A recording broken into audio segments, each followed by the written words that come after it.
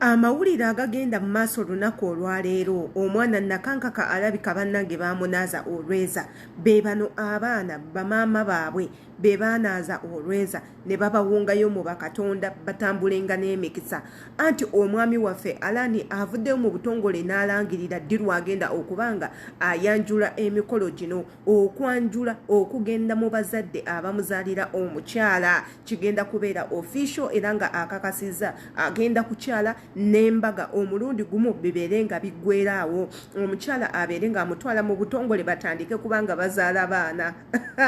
simanyi oba nze nzekka asanyuse oba mmwe muwulira mutya naye nga wano wennyini katutandike na kuviewinga video nga osubscribinga ate era nga okwata ku notification bell wabula nga ate era setunnaba kugenda wala ddala ngenda kubanga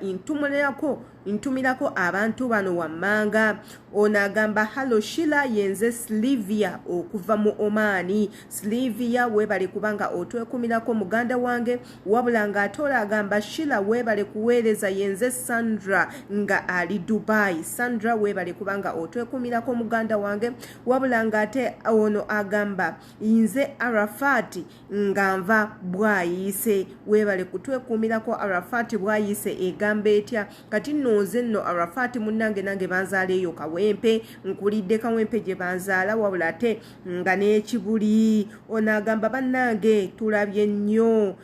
amannya bampita Rosemary nga nkolera waneno mu Saudi Arabia Rosemary oli otya muganda wange kansuubire nti emirimu gitambula bulungi mwebale kukola museemu amaanyi mukole gy'onookoma okukola ojja tuuka ku biruubirirwa byo ate njagala mujjukire nti nno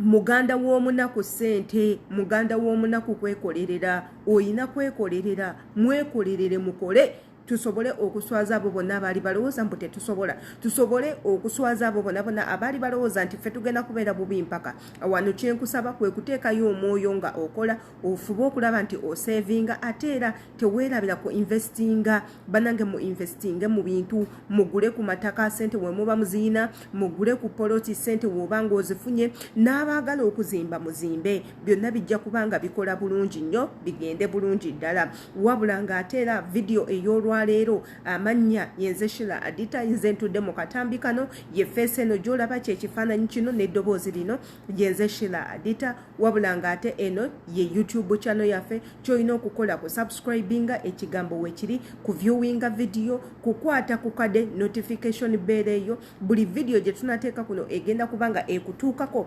bulungi nnyo muganda wange osobole okubanga ogiraba viewinga video okomentinge nga oteekamu erinnya lyo n'ekifo osinzidde okubanga olaba video tujja kubanga tukutumirako olunaku olwaliro nze n'amawulire agasanyusa ag'essanyu amawulire ga mwana muwala Nakankaka oba bano tuli bavaako ddi nange simanyi tuba tuwagala okubeerabira ne bajja n'akapya tuba tuwagala okubajjawo ne bajja n'ekintu ekitusanyusa ekikyamula media yonna anti Nakankaka mwakitegerako nti ebbanga eriyise emabega omwami waffe ya proposinga wabula ate nga ya proposingira ku internet n'atuma famire ye n'atumamu muganda w'omuwala ne muganda we omulenzi ne baba nga ate omukyala we bamumuteerako akaweta akalaga nti nkusibiddeawo ogenda kubeera mukyala wange twali tumanyi nti bikomyoko olw'ensonga waliwo ebintu ebyajja bigenda mu maaso omwami bamu accusinga omukyala avuddeyo gwe yali ayagalako agamba wanzaalamu omwana toyagala kulabirira mwana kati oyagala kuwasa togenda kuwasa olw'ensonga tulina omwana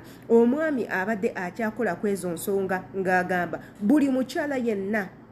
agamba nti namuzaalamu omwana abeere nga amuleeta ku ssente z'enkola nsobola okufisaawo ez'okulabirira abaana abo be mugamba mubaleete kubanga we mutabaleeta kati imba njagala musirikire ddala muleme kuvaayo naddala mu biseera nga bino oyo nno ye mwami waffe Alani gwe twakafuna ge mawulire genninawo nti Alani yavuddeyo n'atongoza n'agamba nti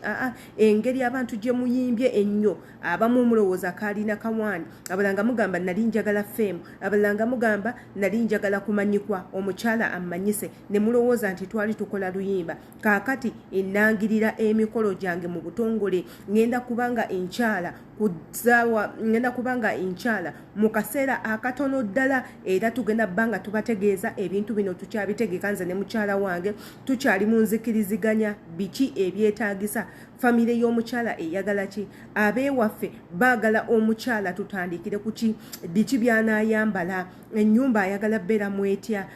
byonna kwegamba omwami avuddeyo ng'omuvubuka ono alaga nti nno ali very serious wano nno nze nga Sheila Adita ekintu kino ndaba nga kirungi nnyo ddala singa omuvubuka ovaayo n'okakasa ebintu nga bwe bityo n'obiteeka mu nkola nga gwe eimuyo si yakuzanyira ku mwana wa bendi n'obula ng'oyagala kuwasa buwasa ekintu ekyo kimpa nnyo essanyu oba osinze bangi bavubuka banno abeebaka obwebasi ku bawala oba osinze bangi bavubuka banno abakozesa abawala mu bafunisa bufunisa imbuto beebakako obwebasi nti banyumirwa ne bamala ne bagenda bw'oba ovuddeyo n'oproposinga ate n'ogamba nti ogenda kuwasa ekintu ekyo kirungi nnyo katusabe mukama ebintu bino eno nga bwe mubitegeka bibeere nga bigenda mu maaso kubanga jona luli essanyu ly'omukyala lyonna bufumbo omukyala ne bw'olisoma n'okola otya n'okola ssente n'obeera na nnyingi nnyo togenda kubanga weewalama bufumbo era osobola okufumbirwa omwami nakkubira mu nnyumba eyiyo osobola okufumbirwa ate era omwami n'akuzaalamu mu nnyumba eyiyo gye wazimba so ne wooneebuzaabuza otya kijja fundikira ng'ogenze mu bufumbo bano ababiri katubaagalize puroguramu zaabwe zibeere nga zigenda mu maaso bibeere nga bigenda bulungi wabula ate nga baakakasiza bagenda bababulire iddi omukolo we gugenda okubeerawo geego n'amawulire genfunyeko okuva eri ku sayidi ya tiktok wabula ng'ate nze agabawadde yenze Sheila Adita kyolina okukola subscribinga okwate ne mu notification bell eyo buli video eneetuula kuno egenda kusooka ku ggwe ate era embagala nnyo see you in my next video.